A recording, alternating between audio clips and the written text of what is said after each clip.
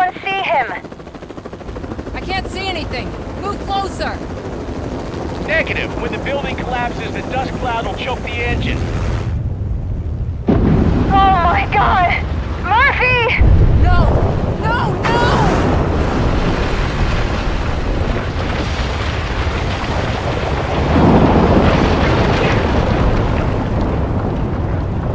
Wait! I see something! Is that him? Talk to me!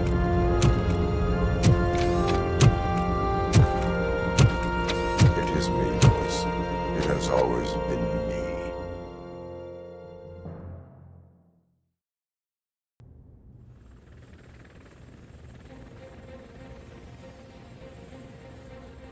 Another week passed since the OCP's magnificent giant has fallen. OCP's new CEO assured us that the destruction of its headquarters will not stand in the way of finishing Delta City. Japanese corporation Kanemitsu has already shown interest in OCP's most prominent project. We at Media Break welcome them with open arms. Delta City, yokoso! From the City of Wonders, we're back to Detroit. The city's debt has reached a new peak. Re-elected Mayor Cusack, asked about his plans for reform, said he had other plans instead. OCP is the weakest it's ever been. We'll sue them even if we need a Japanese lawyer, he assures us. Now it's time to introduce a new segment, You the Detroiters, where we share feel-good stories from our local communities. An escaped python terrorizing the local neighborhood has been reunited with its owners. But that wasn't the only thing that was returned. X-ray of the reptile's insides has shown the stolen watches together with the remains of the thief himself. Pickles, a local addict, was so intoxicated with nuke that the drug was absorbed by the python, which explains its bizarre behavior. Isn't that food for thought?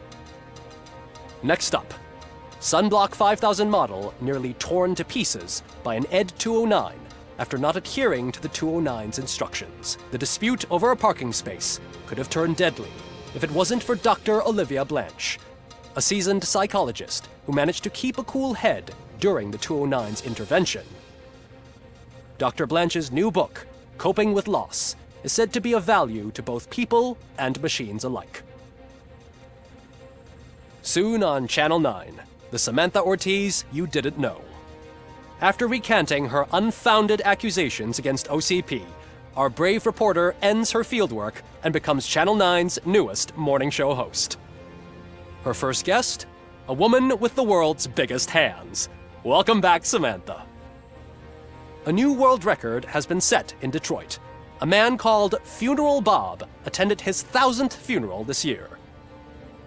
The record-breaking funeral belonged to Max Becker, a former OCP executive.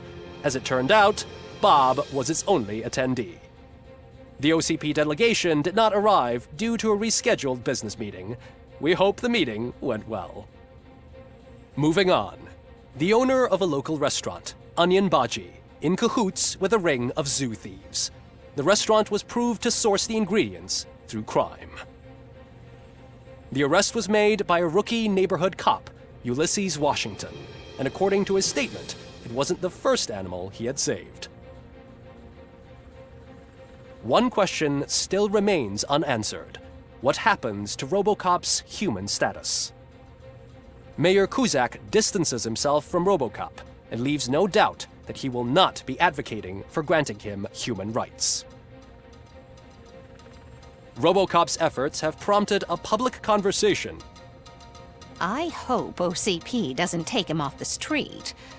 Who will protect us then? Ah! It's Robocop! Robo, I love you!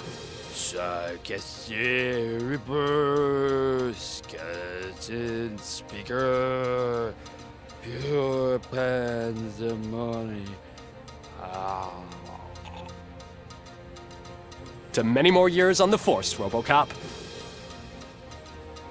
It's been a busy time for Detroit, but the cloud that lowers over the city is lifting as police end their strike.